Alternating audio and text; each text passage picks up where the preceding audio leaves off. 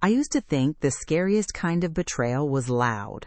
Slammed doors, shouting matches, the visible kind. But when I found out my husband's old college friend had been secretly living in our guest house for weeks, I learned that the worst betrayals whisper before they scream.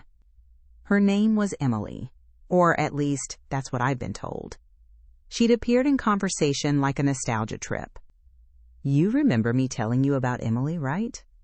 my husband Mark said one evening while chopping vegetables like it was no big deal. We were inseparable in college.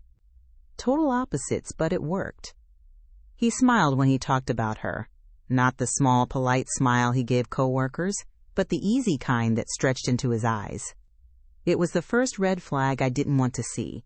She was in town for a few days, staying somewhere nearby. I said she should come for dinner. He hesitated just long enough for me to notice. "Sure," he said finally, "that'd be nice." Dinner night arrived with storm clouds and awkward laughter. Emily was pleasant, too pleasant. The type of woman who knew exactly how to charm a room. Warm but restrained, funny without being loud. She looked at Mark the way people look at an old photograph, fondly, knowingly. It wasn't overt, but it was there, that subtle intimacy of shared history. She told stories about their college days, how he'd been the responsible one, how she'd always borrowed his notes, his sweaters, his advice. I laughed where I was supposed to, sipped my wine, and tried not to feel like a guest at my own table. After she left, I asked, "So how long is she staying in town?" He shrugged. "Not sure. She mentioned something about moving back here. Don't overthink it." That phrase, "don't overthink it," became the refrain of our marriage that month. Over the next few weeks, Emily became a recurring character in our lives. Texts pinging late at night, quick phone calls on the porch, the kind of familiarity that builds too fast to be new. When I mentioned it, he rolled his eyes. "She's just lonely," he said. "Her breakup was brutal. I'm not going to ignore someone who's struggling." It was hard to argue with compassion. That was his genius. He made decency his disguise. Then the odd things began. Little details that didn't fit. A half-empty wine glass on the porch in the morning, a folded blanket on the couch I hadn't used, the faint sound of footsteps outside the bedroom window long after midnight. When I told Mark, he laughed. "You probably heard a raccoon." The next day I found one of her earrings, small gold hoop, glinting under the laundry shelf. I held it up. "She must have dropped this last time she was here," I said. He looked up from his laptop too quickly. "Yeah, probably." Something about his tone, the hesitation, the calculation, stayed with me. That night, I couldn't sleep. I kept replaying her voice in my head, the way she'd said, "We used to stay up all night talking about everything." I wanted to believe she meant years ago. A week later, Mark left early for a conference. I decided to air out the guest house. We used it for storage mostly, a quiet space at the back of the property, with a small kitchenette and a single bed. I hadn't stepped inside in months. The key was still in the kitchen drawer. I grabbed it, walked across the yard, and unlocked the door. At first, I thought I'd entered the wrong place. The room smelled faintly of perfume and coffee. The bed was made, but the sheets were warm. A phone charger sat plugged into the wall. There was a half-finished cup of tea on the nightstand. And on the dresser, next to a framed photo of Mark from our wedding day, lay a familiar gold hoop earring. I stood there, frozen, listening. The air conditioning hummed softly, steady and indifferent. Then, from behind the bathroom door, I heard movement, the creak of a floorboard, a quiet breath. The door opened, and there she was, Emily, wearing one of Mark's shirts. For a second, everything inside me just paused. She froze in the doorway too, toothbrush still in her hand, hair damp from the shower. The silence stretched long enough for the air to feel heavy, thick with disbelief. "Linda," she said finally, voice small, "I can explain." The sentence every liar rehearses. I didn't move. My heartbeat filled the space between us. I looked around again. at the neatly folded clothes on the chair, at the suitcase tucked halfway under the bed, at the book on the nightstand with a receipt sticking out as a bookmark, a grocery receipt, dated yesterday.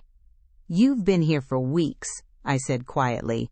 Her eyes flickered. "Mark said." "Mark said what?" She swallowed hard, words tangling in her throat. "That you were okay with it, that you knew I was staying here." The calm in my voice surprised even me. "He told you that I knew?" She nodded, guilt spreading across her face like color returning to a wound. "He said you were hardly home anymore, that you two were taking space." I almost laughed. Taking space. He always had the right phrasing for deceit. Clean, neutral, guilt-proof. I stepped closer, keeping my voice level. "And you believed him?" Her eyes filled. "I didn't want to, but he made it sound like you'd already moved on. He said you were focused on work, that he was helping me out until I got back on my feet." My stomach turned. He hadn't just cheated. He'd turned generosity into camouflage. She set the toothbrush down with trembling fingers. "I wanted to tell you. I thought about it so many times. But he'd get so nervous whenever I mentioned it. He said you'd overreact." That word again, overreact. The trademark of men who mistake silence for proof. I exhaled slowly. "You said he told you I was hardly home?" She nodded. "Well," I said, "I'm home now." Something in my tone broke her composure. She sat on the edge of the bed, head in her hands. "I didn't mean for any of this to happen. He said you were done, that he didn't want to hurt you, that I shouldn't judge him for needing comfort." I felt nothing. No tears, no anger, just clarity, the kind that's so sharp it feels like peace. "You don't have to explain it to me," I said. "He's been rehearsing this story for years. You just joined the audience." She looked up, eyes red. "I'll leave, I promise. I'll pack right now." "You don't have to," I said. "He's the one who should." The door behind us creaked. We both turned. Mark stood there, briefcase still in hand, eyes wide with the kind of panic that comes from realizing the play ended without warning. "Linda," he started, voice catching. "I can explain." I almost smiled. "You both keep saying that." He dropped the briefcase, the sound cracking through the silence. "This isn't what it looks like." "It looks," I said, "like your old friend has been living 20 feet from our bedroom while you've been lying to both of us." He stepped forward. "She needed help." "So you gave her housing and my husband?" Emily flinched. Mark's face reddened. "It wasn't like that." "She's wearing your shirt." That shut him up. He looked between us, the same charm that had always saved him flickering uselessly now. "Linda, please, just calm down." "Do not," I said, my voice steady as glass. "Tell me to calm down in my own house." He froze. For once he had no control. Emily stood, her voice shaking. "I'm so sorry. I didn't know. I swear I didn't." I nodded, eyes still on him. "I know you didn't. But he did." He reached for me, reflex, habit, and I stepped back. "You lied about where you were, who you were with, and somehow managed to convince her that I was the absent one. You built an entire lie on my silence." "Linda." "No." I turned toward Emily. "You can take anything that's yours. I don't want you to feel unsafe." Her voice cracked. "You're not angry at me?" I sighed. "You believed him. I used to too." Mark started to speak again, but the words died. He looked small. Not guilty, not sorry, just caught. And maybe for a man like him, that was worse. I walked past him to the doorway, gripping the frame to steady my hands. "You have 10 minutes to decide which one of you is leaving," I said. "But one thing's for sure, I'm not." The two of them just stood there, silent, the truth sitting between us like a ticking clock. For years, I'd been afraid of confrontation. But standing there in the doorway, watching his mask crumble, I realized something simple and devastating. He hadn't built this life with me. He'd built it around me. And I was finally stepping out of it. Long before the knock on the Guesthouse door, everything in our marriage looked spotless from the outside. The photos, the dinner parties, The inside jokes that sounded like proof of happiness. We were the kind of couple people pointed to and said, "That's what I want someday." It's funny how envy has no idea what it's admiring. Mark wasn't a bad husband. That was the problem. He was a convincing one. He cooked on Sundays, texted me good morning every day, and never forgot anniversaries. He didn't yell or disappear for days. His weapon was subtler: reliability. The kind of steadiness that makes you stop questioning small things because you're too busy feeling grateful. We'd been together 8 years. The rhythm of us was routine but safe. Then, one night over dinner, he mentioned her for the first time. "Guess who emailed me out of the blue?" he said, grinning. "Emily, from college." The name rang faintly in my memory, a footnote in old stories he used to tell. "That's great," I said. "How's she doing?" "She's had a rough time," he said, his tone softening. "Divorce. Trying to start over." It sounded harmless, compassionate even. That's how all dangerous sentences begin. Softly. Over the next few weeks, her name slipped into conversation more often. "Emily's thinking about moving back here." "Emily's funny, you'd like her." "Emily said the craziest thing today." Every mention came wrapped in nostalgia, like a warm, familiar smell. I wanted to trust it. The first time they met for coffee, he told me about it before I even asked. "Just catching up," he said, holding up his phone like proof of honesty. "We haven't seen each other in 10 years. Don't make it weird." I laughed. Who's making it weird? But I felt it. That tiny pulse of unease, the one you learn to hide because you don't want to sound paranoid. He came home that evening humming. "How was it?" I asked. "She's good," he said. "Still the same Emily. Stubborn, funny, you'd really like her." He said it again. You'd like her. Like he was trying to manifest it into truth. I told myself I was being insecure. That's what years of subtle manipulation does. It trains you to gaslight yourself before anyone else has to. Soon there were text messages at midnight, quick explanations when I asked, "She's struggling, I'm just checking on her." He said she didn't have many friends in town. He said I was overreacting. He said it all so calmly that it made my worry feel embarrassing. And then came the first visit. "She's driving through this weekend," he said casually. "I told her she could stop by for dinner." I said sure. What was I supposed to say? "No, I don't trust your old friend I've never met"? That night, Emily walked in carrying a bottle of wine and a perfect smile. She hugged me like we were already old friends, the kind of hug that lasts just long enough to feel like ownership. During dinner, I studied her, the way she laughed at every story he told, finishing his sentences, recalling details I had never heard before. The way he looked at her when she spoke, attentive, patient, nostalgic. It was the look of someone revisiting a version of himself he missed. After dessert, she helped me wash dishes, sleeves rolled up, hands graceful in the warm water. "You're lucky," she said suddenly. I looked at her. "Lucky?" "He's a good man," she said, smiling without looking up. "He always was." Something about the way she said always made the back of my neck prickle.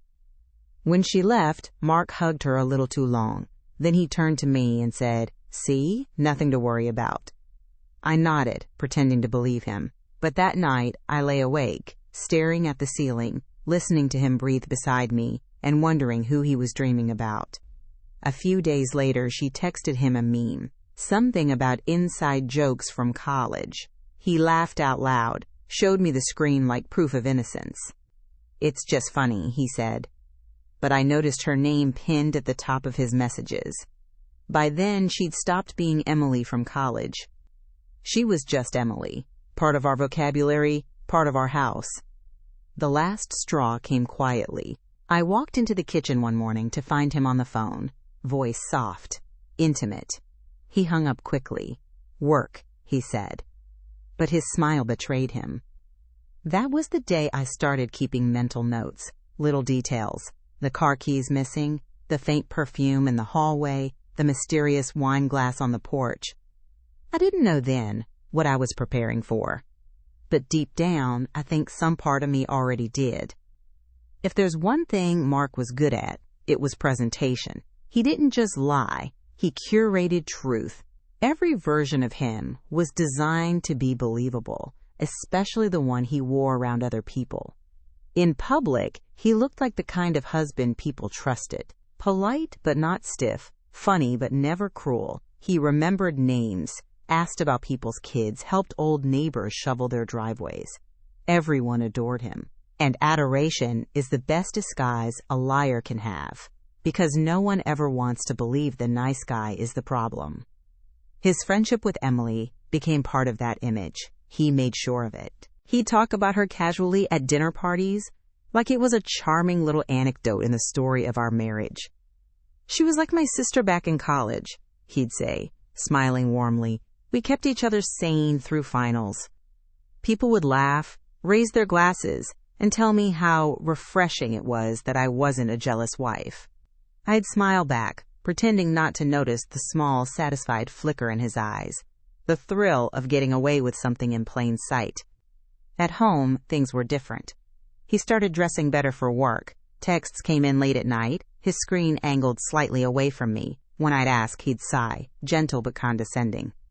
"Linda, she's going through a rough time. I can't just ignore her." He made it sound like kindness, like I was the one lacking empathy for questioning his compassion. And I hated how easily I bought it. One evening, he came home with a box of takeout. "Emily was supposed to have dinner with me, but she canceled last minute. So you get the benefit." I forced a smile, lucky me. He laughed. "You're impossible." I watched him eat, wondering if that dinner was ever meant for me in the first place. That's the thing about manipulation. It's not built on lies. It's built on truths told out of order. Every detail fits just well enough to keep you doubting your instincts. Soon her presence became normalized.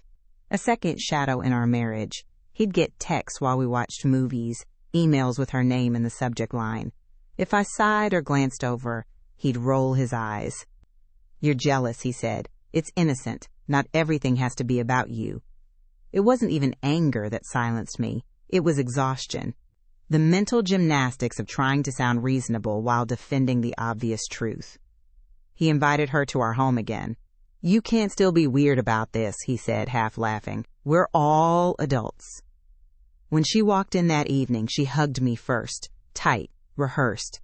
"I missed you guys," she said, as if we had history. She brought wine, the same brand Mark liked. He opened it with practiced ease, never meeting my eyes. They talked for hours about old professors, mutual friends, a past I wasn't part of. I sat there, smiling at the right moments, pretending not to feel invisible in my own living room. At one point, I caught her glance at him across the table, subtle, quick, like a question and an answer in the same second. It was nothing specific, just familiarity, too much of it. When she finally left, I said, "You two seem close." He grinned. "We are. That's what friendship looks like, Linda." He said it like a lesson, like I was a student failing to understand the concept of maturity. That night, while he slept, I lay awake thinking about how distance doesn't always start with absence. Sometimes it starts with overexposure. When someone else starts taking up the air in your home, one shared smile at a time. A few days later, he started using the guest house as an office. "It's quieter out there," he said. "Helps me focus." He was right. It was quieter, because I stopped asking questions. But even silence has an expiration date. It started with a smell. Perfume. Soft, floral, too expensive for air freshener. It drifted through the hallway one morning, faint but unmistakable. Mark had already left for work, and I stood there, barefoot, mug of coffee in hand, staring at nothing. The scent didn't belong in our house. Not anymore. At first, I thought it was memory.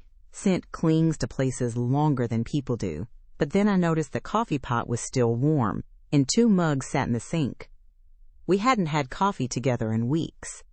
I rinsed the cup slowly, trying not to imagine her lipstick print on one of them. The house was silent, except for the hum of the fridge, the clock ticking in uneven beats. Everything looked the same, but I could feel it. Something was wrong. That week, Mark got lighter, happier. He whistled while shaving, texted more often, stayed out later but came home relaxed instead of guilty. He had the arrogance of a man who believed he was safe again. "Work's been better lately," he said one night, pouring himself wine. "Oh?" "Yeah," he smiled. "I've finally found my rhythm again." I smiled back, pretending not to know that his rhythm didn't include me. Then came the noises. Faint thuds from outside after midnight, a door clicking shut. Once I could have sworn I heard footsteps in the yard. I told myself it was wind, or animals, or the neighbors, anything but what my gut already knew. The guest house sat at the far end of the property, half hidden by trees. We'd used it for storage, an occasional guest, or his focus time. I hadn't been inside in months. He kept the keys in the kitchen drawer, buried under old receipts. That Thursday, he said he had an early meeting out of town. I watched him load his suitcase into the car, kiss my cheek, and drive away. He didn't look back. When the sound of his engine faded, I opened the drawer. The key wasn't there. My heart began to pound in that slow, deliberate way that comes with knowing the truth before you're ready to say it out loud. I grabbed the spare, a copy I'd made years ago just in case. It fit the lock perfectly. The moment I opened the door, the air hit me. Warm, lived in, wrong. There was the smell again. Perfume and detergent, layered with the faint sweetness of vanilla candles. The room was spotless, but not empty. A suitcase lay open on the floor, half full. The bed was made, but the pillow was indented. A phone charger hung from the outlet. On the nightstand, a book with a bookmark halfway through. And there, on the small kitchen counter, was a grocery bag, fresh produce, a bottle of wine, 2 glasses. It wasn't an office, it was a home. I stood in the doorway for what felt like an hour, my hand gripping the frame to keep from shaking. Everything around me screamed of routine, the kind of comfort that only comes from repetition. Then I saw it, a small framed photo on the shelf, Mark and Emily, laughing. The photo wasn't new, it was printed. Someone had taken the time to place it there deliberately. The realization came slowly, like cold, spreading through my veins. She wasn't visiting, she wasn't dropping by, she'd been living here. I stepped back, my breath shaky. I wanted to storm out, call him, scream, but I didn't. I just stood there, memorizing everything. Every trace of her existence on my property. A sound broke the silence, the faint buzz of a phone vibrating. I turned toward the sound. It was coming from the bed. Her phone. The screen lit up with a message preview. "Mark, miss you already. Be back soon. Don't leave the light on." The calm I'd been clinging to cracked right down the middle. I left the room quietly, locking the door behind me. The key trembled in my hand, metal against skin. I stood outside, staring at the house I'd called home, realizing it wasn't mine anymore. It was a set, and I'd been cast as background. By the time Mark got back that evening, I'd already decided I wasn't going to confront him. Not yet. Not until I had the full picture. He kissed my cheek and asked, "Good day?" I nodded. "Productive." And in that moment, I realized I wasn't his wife anymore. I was his evidence collector. The morning after the discovery, the world looked ordinary, almost cruelly so. Sunlight hit the kitchen tiles in neat golden lines. The coffee machine hissed softly. Mark sat at the table, scrolling through his phone, acting like the world hadn't shifted overnight. "Sleep okay?" he asked, without looking up. I studied him for a long second. The man who could lie without blinking, who could build a second life 20 feet away and still ask about my sleep like a concerned husband. "Yeah," I said quietly. "I did." He smiled. "Good." The lie sat between us like steam rising from his mug. That day, I didn't cry. I didn't confront him. I just observed the rhythm of deceit, the way he moved through the house, like someone who thought he was invisible. I watched how his phone never left his side, how he lingered by the window facing the guest house every evening, how his voice softened when he stepped outside to take a call. I started writing everything down, dates, times, conversations, a list of small betrayals disguised as habits. Because the thing about people like Mark, they only understand chaos when it's organized against them. That weekend, he suggested we host a small dinner for his coworkers. "It's been forever," he said. "We could use something normal." Normal? The word almost made me laugh. I agreed immediately. "Sure," I said. "It'll be nice." He looked relieved, maybe even smug. The satisfaction of a man who believed he'd successfully trained me not to see. That night, after he went to bed, I walked to the guest house again. Every step felt deliberate, like I was crossing a bridge that would disappear once I reached the other side. Inside, I took photos, everything. The groceries, the framed photo, the wine glasses, the messages glowing on her phone screen. Evidence of a life he'd built parallel to mine. I wasn't planning to use it yet. I just wanted proof, the kind that couldn't be gaslit away. On his phone, he'd deleted their messages, but not the email drafts. He'd written her love letters he never sent. Maybe too risky to text, maybe too honest to erase. I read one. Just one. "You make everything simple again. Being with you feels like remembering who I used to be." Simple. That's what he called lying. By Sunday, the plan was taking shape. He thought he was orchestrating a perfect evening. Candles, good food, polite laughter. I thought it would be poetic to let his two realities collide right where he felt safest, our home. When I texted Emily from his phone, it wasn't rage that guided me. It was precision. "Dinner tomorrow, 7 p.m. She's fine with it now. It's time you two met properly." Her reply came quickly. "Really? Are you sure?" "Completely," I wrote. She even suggested it. It wasn't a lie. Not entirely I had suggested it, just not for the reason she thought. The next day, Mark was glowing. He wore his navy button down, the one that made him look trustworthy, and hummed while setting the table. "Feels good, doesn't it?" he said. "Things being peaceful again." Quote. I poured wine, smiling faintly. "It really does." When the doorbell rang at exactly 7 p.m., he glanced at me over his shoulder. "Can you get that?" "Of course," I said. I already knew who it was. As I opened the door, Emily stood there, dressed beautifully, hesitant, clutching a bottle of wine. Her eyes widened the moment she saw me. "Oh," she whispered, "I didn't realize." "It's fine," I said softly. "Come in." Mark appeared behind me, mid-sentence. "Who is?" He froze. Emily blinked at him, realization dawning like something painful. "You said?"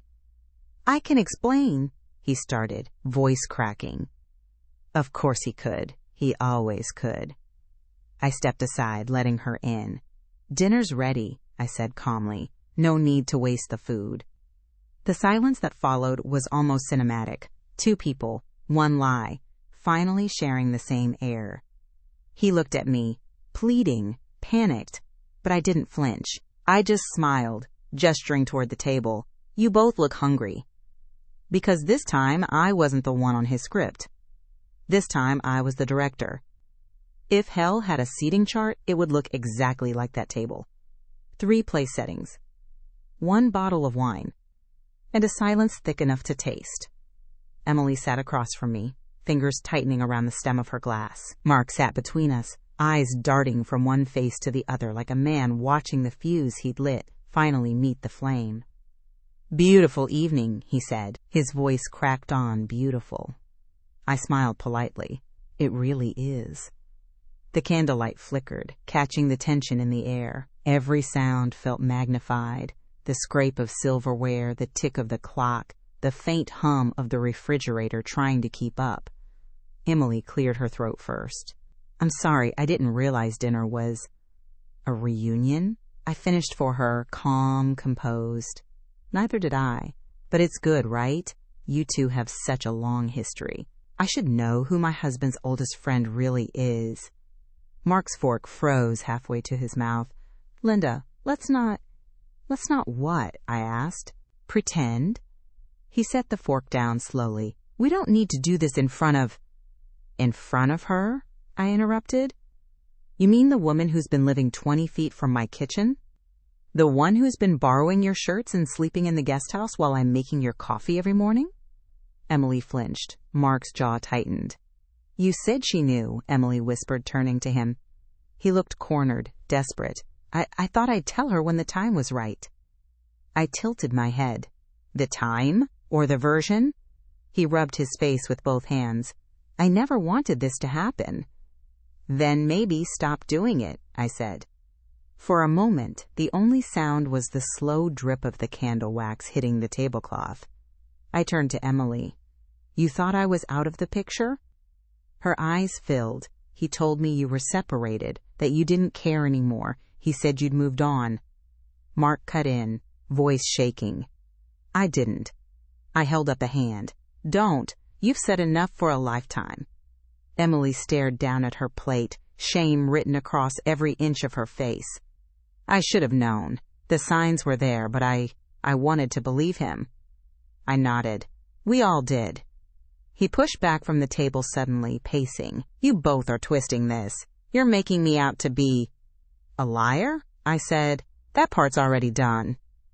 He stopped mid-step, chest rising and falling. You don't understand, Linda. She needed help. I was just trying to... Save her? I finished. That's interesting, considering I'm the one you were supposed to save. The words hung between us, heavy and clean. He looked at me, eyes wild. Why are you doing this? Because, I said softly, you built two versions of your life. It's time they met. He sank back into his chair, defeated, the picture of a man realizing there's no more dialogue left for him. I stood and began collecting the plates, my movements deliberate, calm. You can both finish dessert if you want.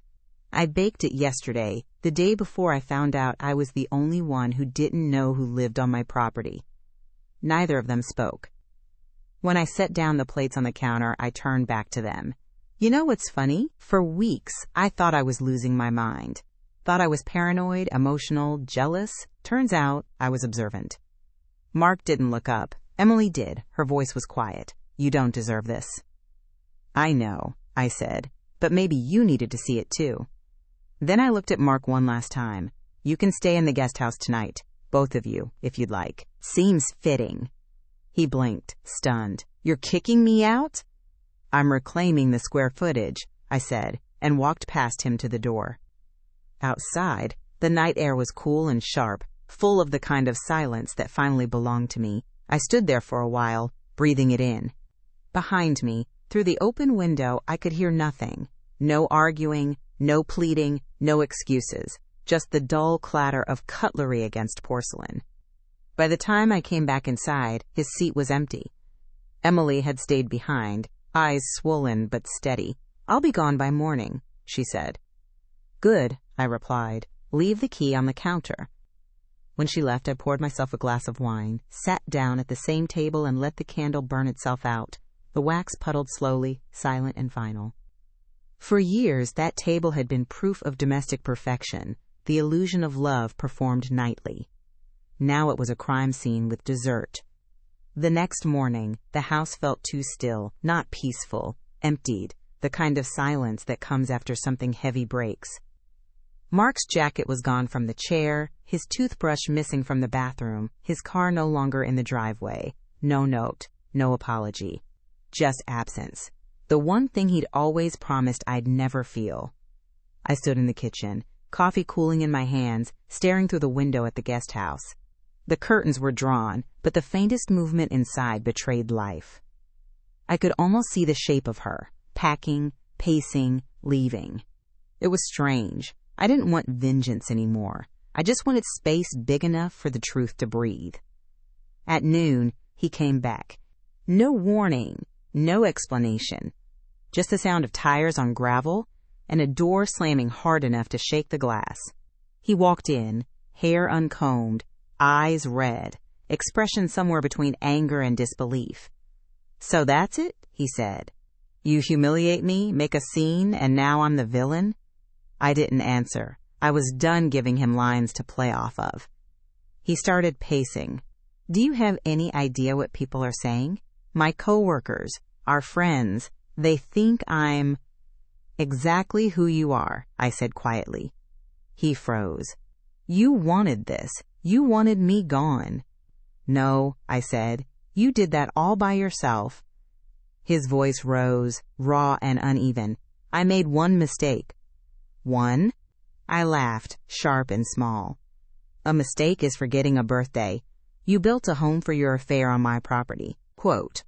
He opened his mouth, then closed it again. I watched the realization hit, that there was nothing left to negotiate, no sympathy left to weaponize. Finally, he whispered, "You're really not forgiving me, are you?" "Forgiveness," I said, "is for people who stop lying." For a moment, the mask slipped completely. The charm, the calm, the perfect composure, all gone. What was left looked ordinary, human, terrified.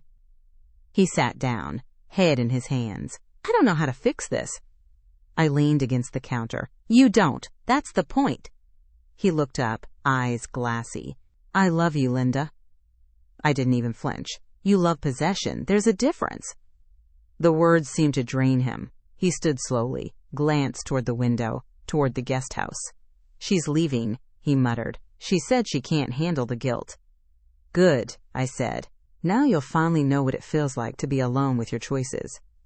He lingered there for another moment, like a man waiting for an invitation that wasn't coming.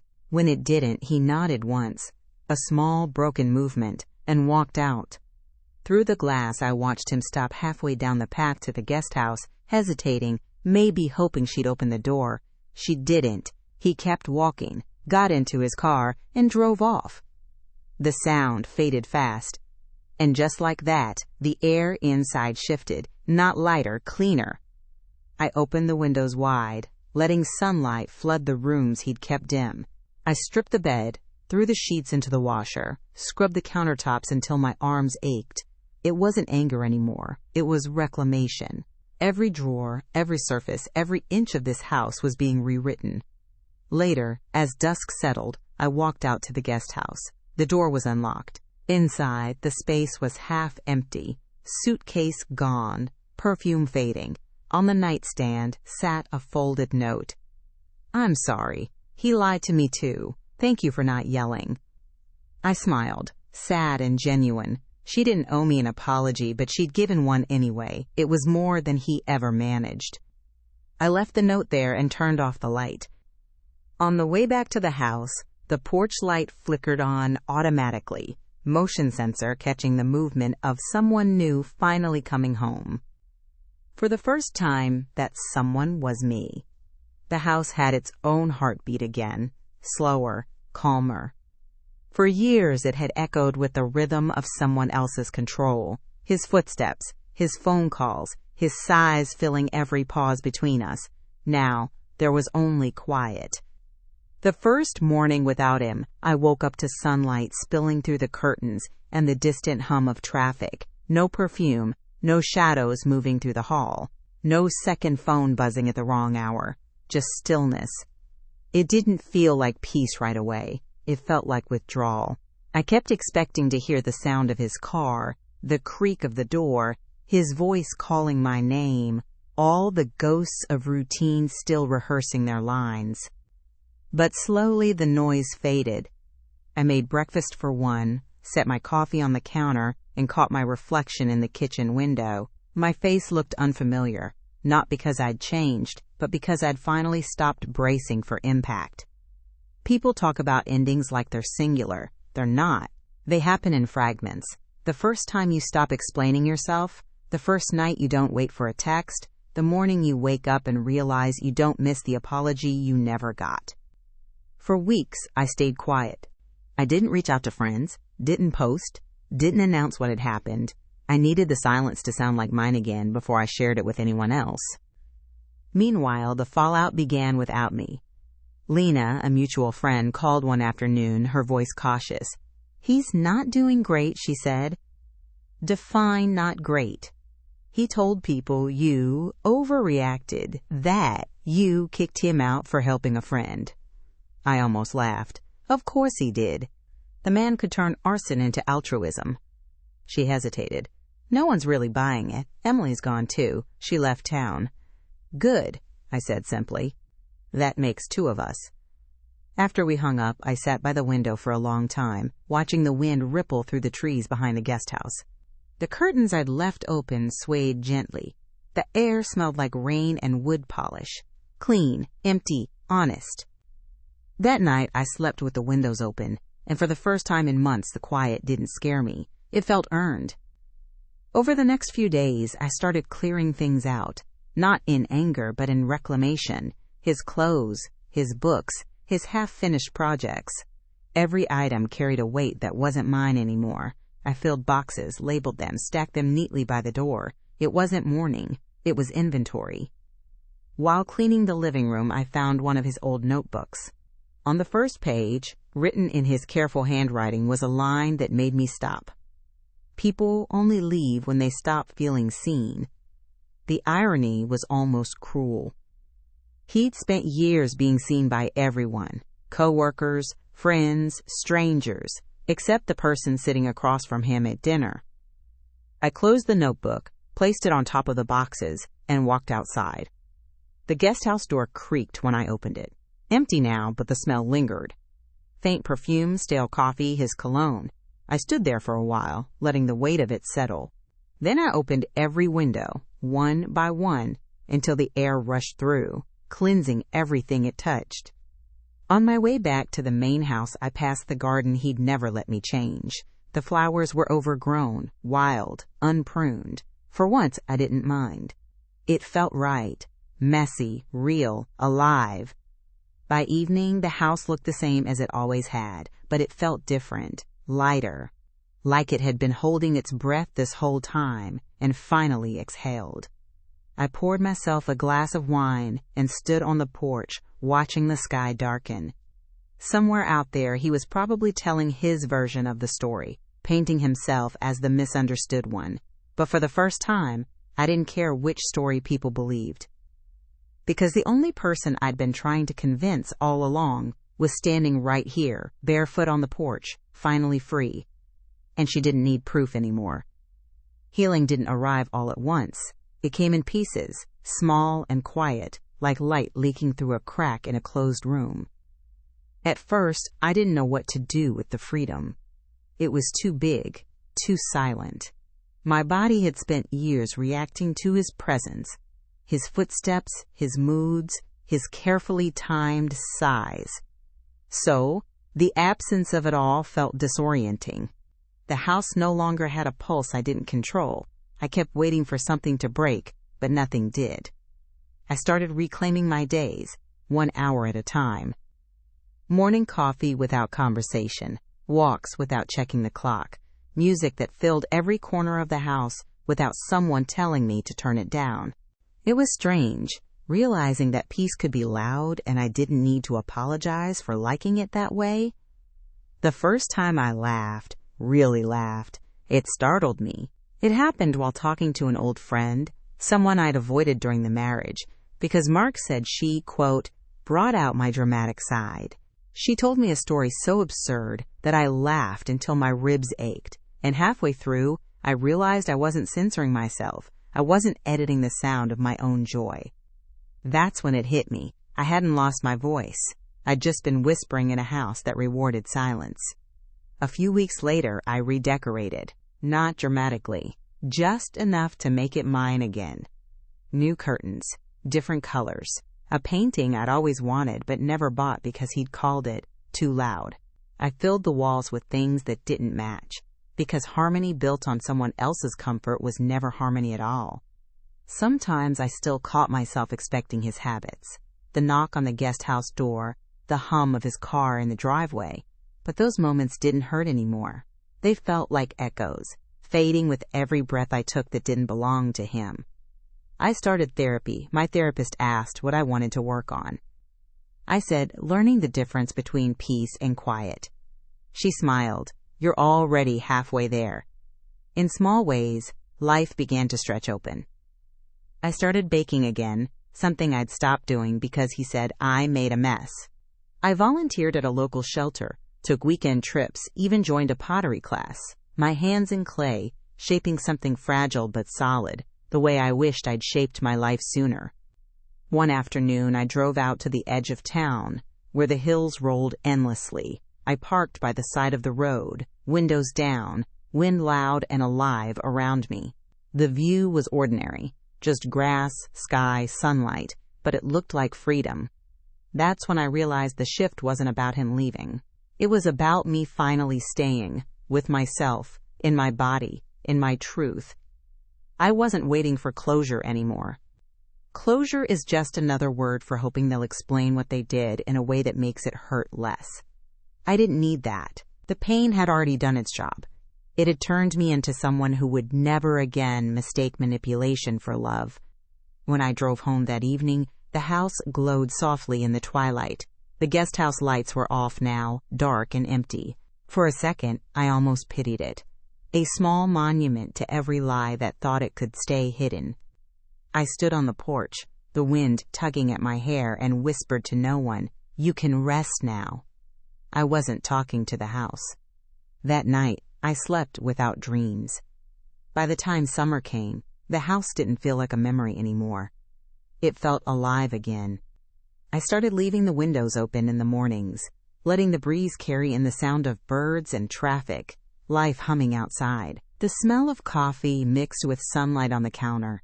Simple, ordinary, mine. I hadn't realized how starved I'd been for ordinary. The first thing I did was take back the guest house. I repainted it in one long, defiant weekend. White walls, open windows, music blasting. No ghosts left, no trace of the perfume that once lived there. Just paint, sweat, and the satisfaction of covering a lie with color. When I finished, I stood in the doorway and said out loud, "It's over." And for the first time, the words didn't feel like an ending. They felt like air. I turned it into a studio, a space for everything I'd once postponed. Writing, painting, reading until 2 a.m., with no one asking when I was coming to bed. The place that had been built for betrayal became a room for creation. Somehow, that felt poetic. Mark tried reaching out once, a short email, 2 lines of carefully chosen remorse. "I hope you're okay. I didn't mean for things to end like that." I read it once, then deleted it. I didn't need closure from the same hands that built the wound. The world kept moving. Work picked up. Friends started inviting me out again. At first, I said no. Too tired, too cautious. But one Friday, I said yes. Dinner turned into laughter, laughter into stories, stories into something that sounded like living. There was a moment that night. I was sitting outside, glass of wine in hand, city lights blinking below, when it hit me. I didn't want revenge, or vindication, or even forgiveness. I just wanted peace, and peace doesn't announce itself. It just stops demanding proof. I began spending weekends exploring small towns nearby.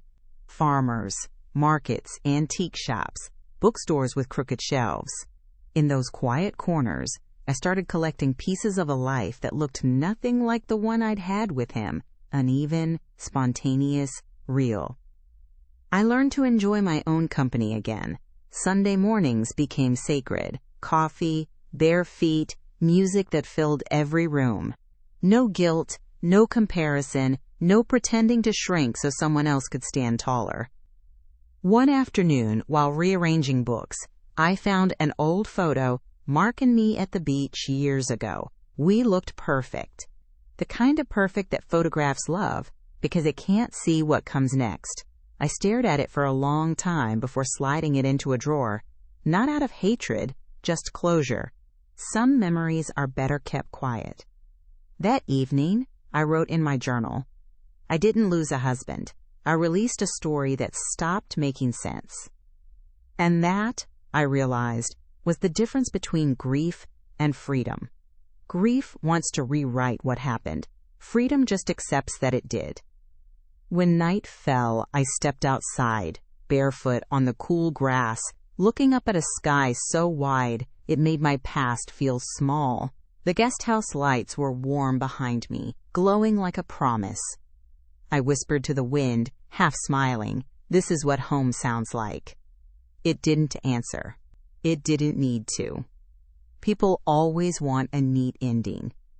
They ask what I learned, as if pain can be packaged into a single quote, something digestible and noble. But betrayal doesn't teach you in clean sentences. It teaches you in echoes, in every quiet morning where you realize You survived something that was trying to erase you slowly. For a long time, I thought the lesson was about him, about deceit, control, or how love turns toxic when it starts needing permission to exist. But now I know it was never about him at all. The story was always about the silence I broke, and the woman who came out of it. People love to call women like me strong. They don't understand that strength wasn't a choice. It was the only thing left when everything else had been taken. What I learned is that peace isn't polite. It doesn't always arrive dressed as forgiveness. Sometimes peace looks like distance, like deleting the message you once waited months to receive, like sleeping soundly in a bed that finally holds only one body and no ghosts. I stopped trying to understand why he lied. Because the truth is, understanding someone's reason doesn't undo their decision, and loving someone who betrays you doesn't make you noble. It just makes you tired. If there's a lesson, it's this: never confuse comfort with safety. Quiet can hide chaos. Politeness can hide cruelty. And sometimes, the person who promises to protect you is the one you'll need protection from. But also, healing isn't revenge. It's not dramatic or loud. It's the slow rebuilding of a self that no longer needs to be believed to feel real. These days, I don't need to tell the story to prove it happened. I tell it so someone else doesn't mistake gaslighting for love. I tell it because sometimes the truth only becomes real once it's said out loud. And if you've ever been made to doubt what your eyes saw or what your gut screamed, this is your reminder. You're not crazy. You were just standing too close to someone who needed you blind to stay comfortable. Now I wake up, make my coffee, open my windows, and start again. No script, no performance, no second life hiding 20 feet away. Just one. And it's enough. So if you're listening, if any part of this sounds like something you've lived, take it from me. Peace isn't something they can give back to you. You take it. You build it. And one day, you look around your quiet house and realize it finally belongs to you. Has something like this ever happened to you? Share your story in the comments.